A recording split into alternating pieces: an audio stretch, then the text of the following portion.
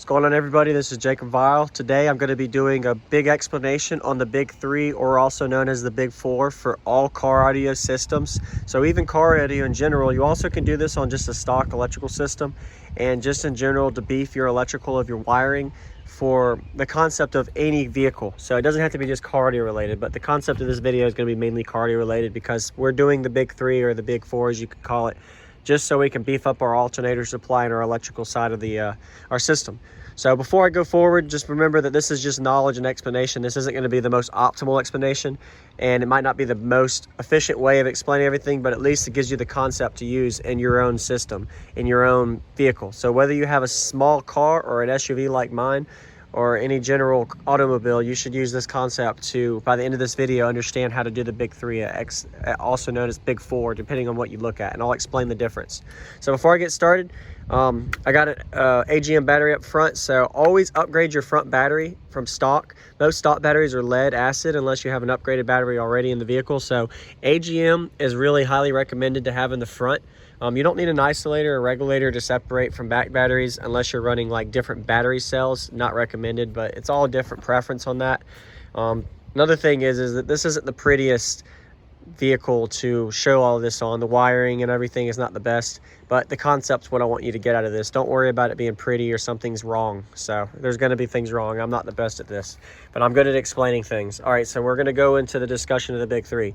So the first part of the big three, the number one, is you're upgrading your power wire. So your power wire is normally, like you see, this is my stock power wire. This is probably 8-gauge wire.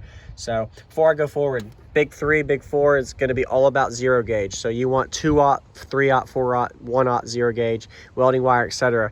Nothing smaller than 0 gauge. Even 4 gauge would be better, but better than nothing. But always go with 0 gauge if you can, especially if you have the chance to go from 8-gauge stock to 0 gauge. That's the reason we do this, because you get more current supply. So anyway, back to it. So this is my stock 8-gauge, and then I have my power wires here ran. This is my power wire that's 0 gauge. OFC, 100% oxygen free. If you can afford it, that's what you want to go with. Don't get CCA. You want oxygen free. So I have a power wire ran to my alternator.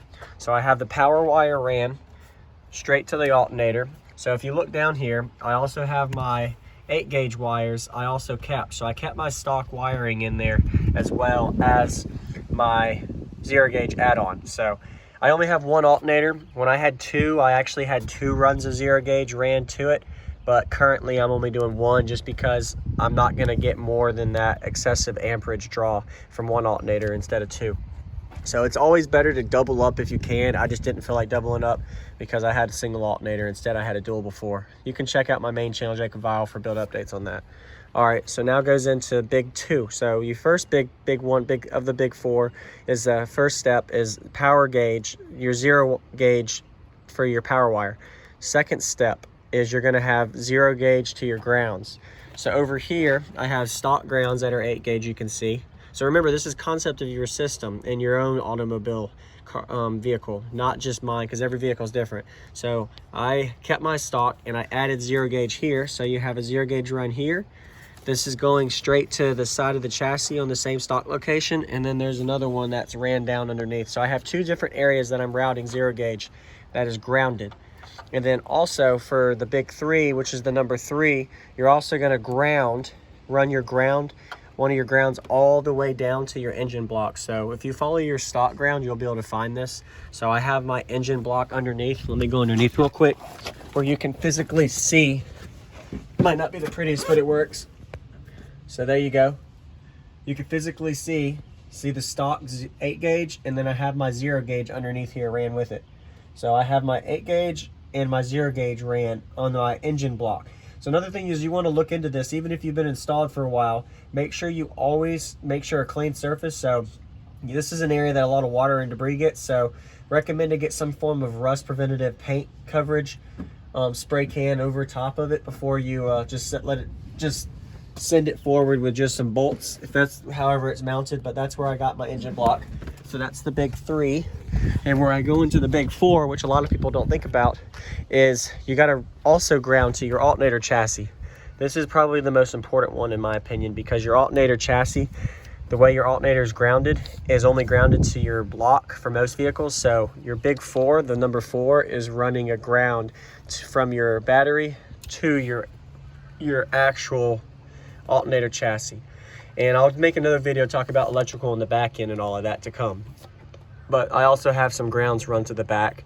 That's another topic, but that's definitely another thing you're going to want to do. But anyway, this is all about the big 3, aka big 4. So there's your explanation for the big 3 or big 4. So you have your 0 gauge power wire to your alternator. You have your 0 gauge ground.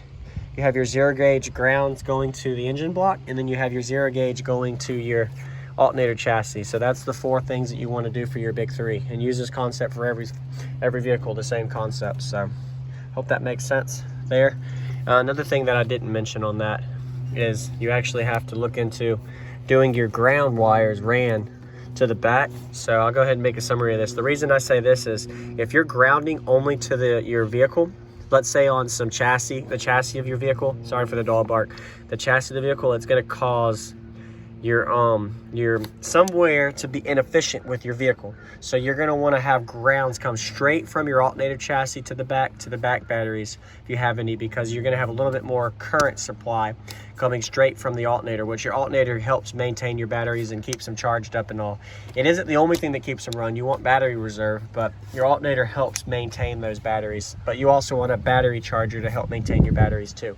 But it all works together as one. So I hope this helped answer some questions. Go ahead and hit that like button. Thanks for watching, subscribe. And another thing, if you have any questions, just let me know. Hope this explanation helps teach you guys something about the big 3. So remember that this is concept. Don't worry about it looking the prettiest.